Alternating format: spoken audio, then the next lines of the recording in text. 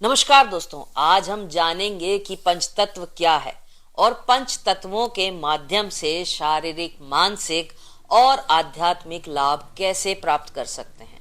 और हम ये भी जानेंगे कि इनके द्वारा हम अनेक प्रकार के रोगों का उपचार कैसे कर सकते हैं। जैसे कि हम सभी जानते हैं, पंच तत्वों के द्वारा ही संपूर्ण सृष्टि की रचना हुई है और मनुष्य का शरीर भी पंच तत्वों से ही निर्मित है। इसलिए जब इन तत्वों का हमारे शरीर में सही अनुपात रहता है, तब हम पूर्णतः स्वस्थ रहते हैं। लेकिन जैसे ही इन तत्वों की कमी होने लगती है, तो हमारा शरीर कमजोर, बेजान, आलसी और निर्बल तथा रोगग्रस्त होने लगता है।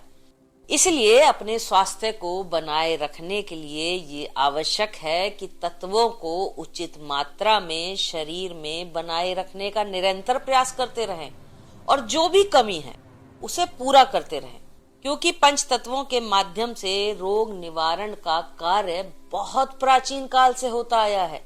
ऋषि मुनि इन्हीं के माध्यम से शारीरिक विकारों से मुक्त रहते थे, क्योंकि जब रोगों का प्रकोप होता था तब इन्हीं पंच तत्वों की सहायता से उनका निवारण कर लेते थे।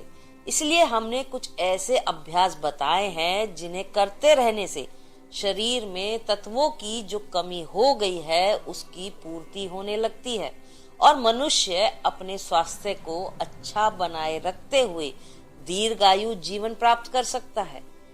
पहला है पृथ्वी।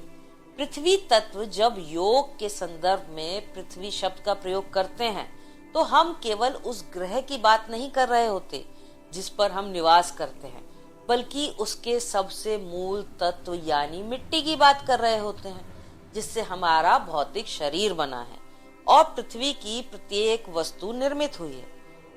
हमारे भौतिक शरीर के रूप में पंच तत्वों की मिट्टी, जल, वायु, अग्नि और आकाश से मिलकर बने हैं, परंतु मिट्टी इन सब से मूल और स्थिर तत्व है। यदि हम ऊर्जा तंत्र और चक्रों की बात करें तो पृथ्वी तत्व मूलाधार चक्र से जुड़ा है।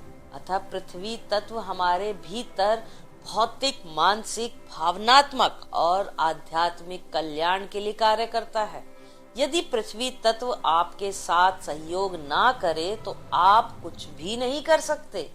उसी प्रकार यदि आपका शरीर सहयोग ना करे, जो आपने जो भी सपने लिए हैं या आकांक्षाएं की हैं, इच्छाएं रखी हैं, वो कभी पूरी नहीं हो सकती। चलिए जानते हैं पृथ्वी तत्व के अद्भुत लाभों के बारे में। पृथ्वी तत्व में विश्व को खींचने की अद्भुत क्षमता होती है। मिट्टी की पट्टी बांधकर फोड़े और अन्य त्वचा के रोगों को दूर किया जाता है। पृथ्वी में एक प्रकार का प्राण वायु हर समय निकलती रहती है, जिससे शरीर में खींचना बहुत लाभदायक है। प्रतिदिन यदि आप नंगे पैर घूमते हैं और पृथ्वी के संपर्क में होते हैं, जिससे पैरों के माध्यम से शरीर के विष खिंचकर जमीन में चले जाते हैं और ब्रह्म मुहूर्त में अनेक आश्चर्यजनक गुणों से भरपूर वायु पृथ्वी से निकलती है, उसको शरीर ग्रहण कर लेता है। प्रातः काल के अतिरिक्त ये लाभ अन्य किसी भी समय पे प्राप्त नहीं हो सकता, क्योंकि दूसरे समय में पृथ्वी से हानिकारक वायु भी निकलती है, जिससे बचने के लिए जूता आदि पहनने की बहुत जरूरत होती है। तो नंगे पैर जब भी टहलना हो, सुबह के वक्त ही टहलिए। बाद में टहलने का फायदा नहीं बल्कि नुकसान होता है। और हमेशा टहलने के लिए घास वाला स्थान ढूंढना चाहिए, यही उत्तम है। इसमें घास के ऊपर जमी हुई ओस पैरों को शीतल करती है और शीतलता मस्तिष्क तक पहुंचती है।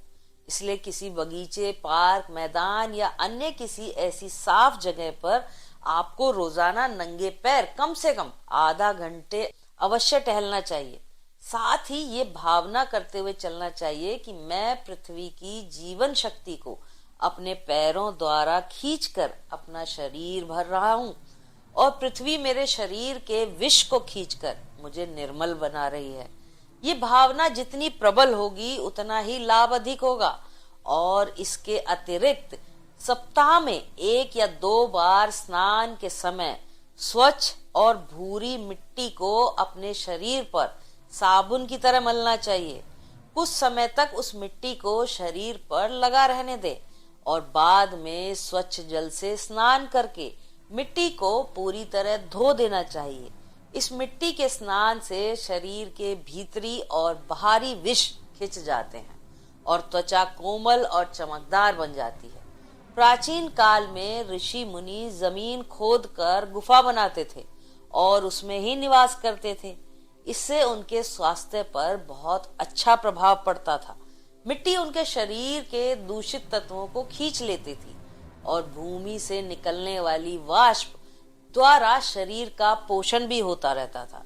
इसलिए समाधि लगाकर निराहार रहने के लिए गुफाएं ही सर्वोत्तम होती थीं।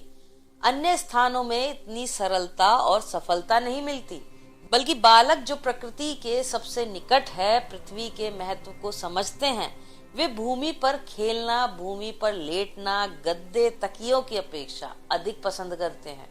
पशुओं को देखिए, वे अपनी थकान मिटाने के लिए जमीन पर लेट जाते हैं और लौटकर पृथ्वी की पोषक शक्ति से ताजगी प्राप्त करते हैं। तीर्थ यात्रा या धार्मिक कार्य के लिए भी इसीलिए हमारे तपस्वी लोग नंगे पैर चलते थे।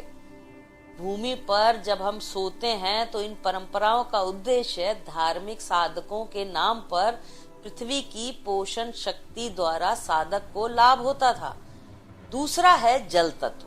मनुष्य के शरीर में जल का 60% भाग है और अन्य तत्वों का भाग केवल 40% होता है। इसलिए प्रतीत होता है कि अन्य तत्वों की अपेक्षा जल तत्व की सर्वाधिक आवश्यकता है।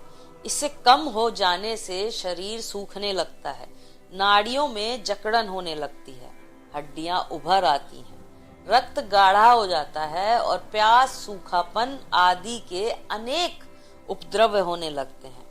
जल शरीर को सींचता रहता है, इसलिए प्रतिदिन लोग कई लीटर पानी पी जाते हैं ताकि शरीर में जल तत्व का संतुलन बना रहे। ताजे जल में उपस्थित उपयोगी रसायन जो हमारे तत्व से शरीर का पोषण होता है और हमारे भीतरी अंगों में जो विकृतियां उत्पन्न हुई हैं, वो पसीने और मूत्र द्वारा और मल के रूप में द्रव्य रूप से बाहर निकल जाती हैं।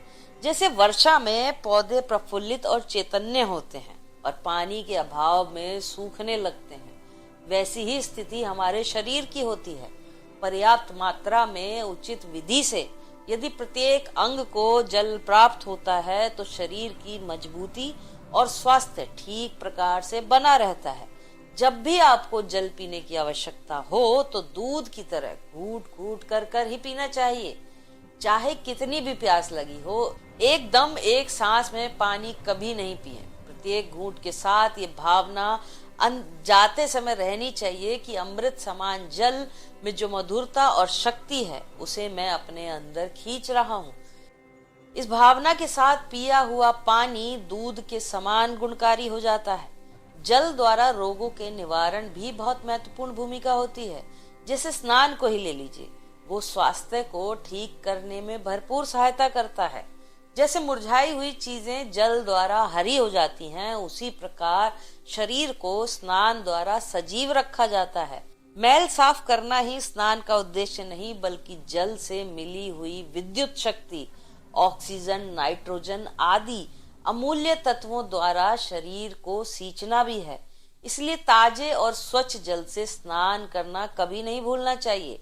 वैसे तो सुबह का स्नान ही सर्वश्रेष्ठ होता है, परंतु यदि सुविधा ना हो तो दोपहर से पूर्व स्नान अवश्य कर लेना चाहिए। मध्याह्न के बाद स्नान लाभदायक नहीं होता।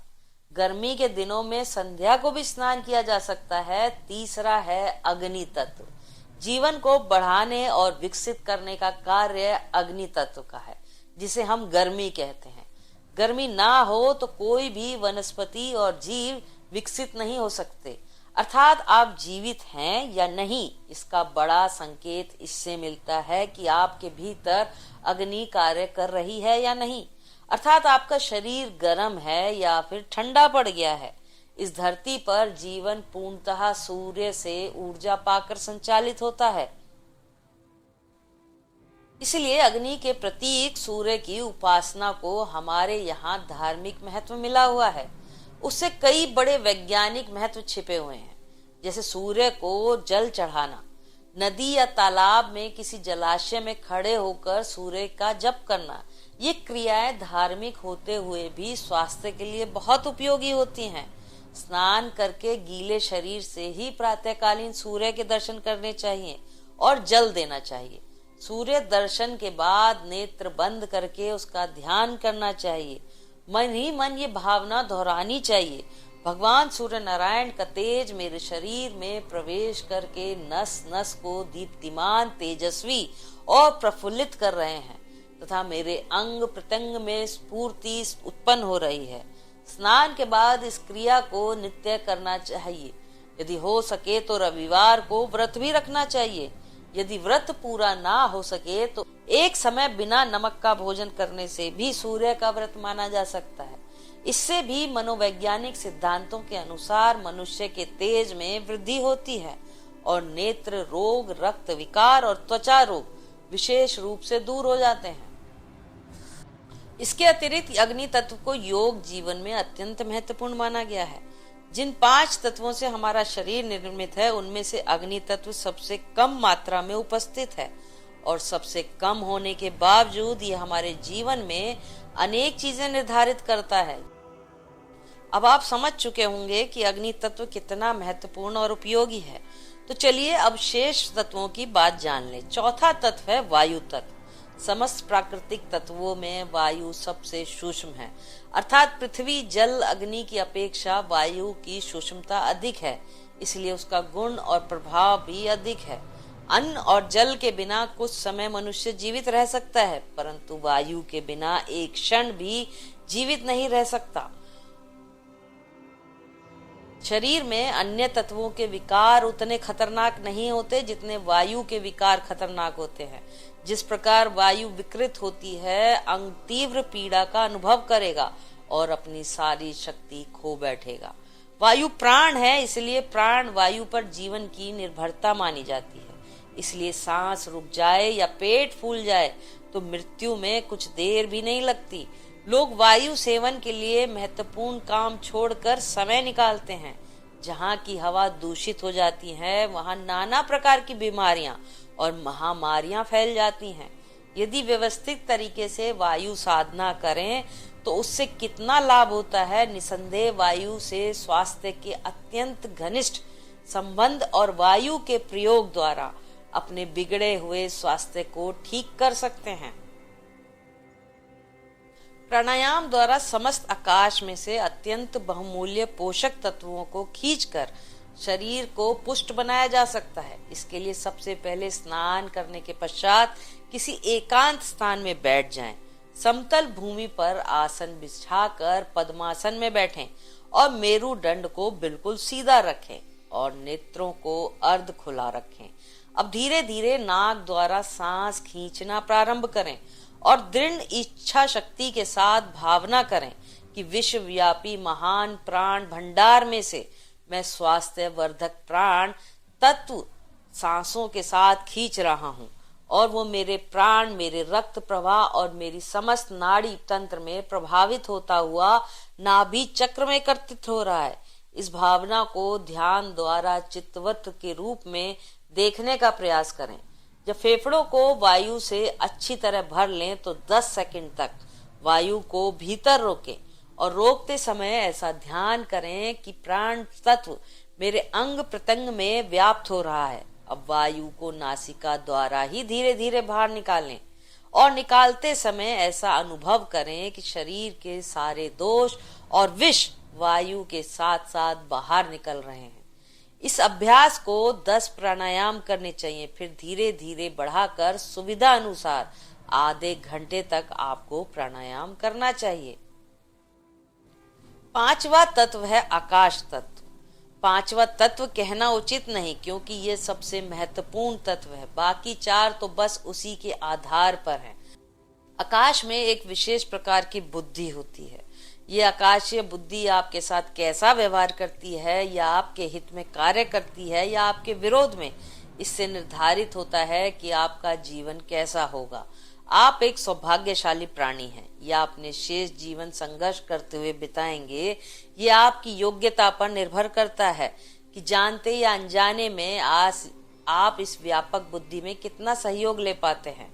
आकाश तत्व की साधना के फलस्वरूप अन्य सिद्ध महात्माओं ने सत्पुरुषों और देवताओं की शक्तियां पाकर अपने ऊपर प्रभाव डालती हैं और मानसिक दुर्गुणों को दूर करके श्रेष्ठ सद्भावना का बीज रोपित करती हैं, क्योंकि सद्भाव के कारण ही ये लोक परलोक आनंदमय बनता है तथा बिल्कुल निश्चित और सिद्ध और उपरोक्त 5 तत्वों की साधनाएं देखने में छोटी और सरल हैं, परंतु उसका लाभ असीमित है।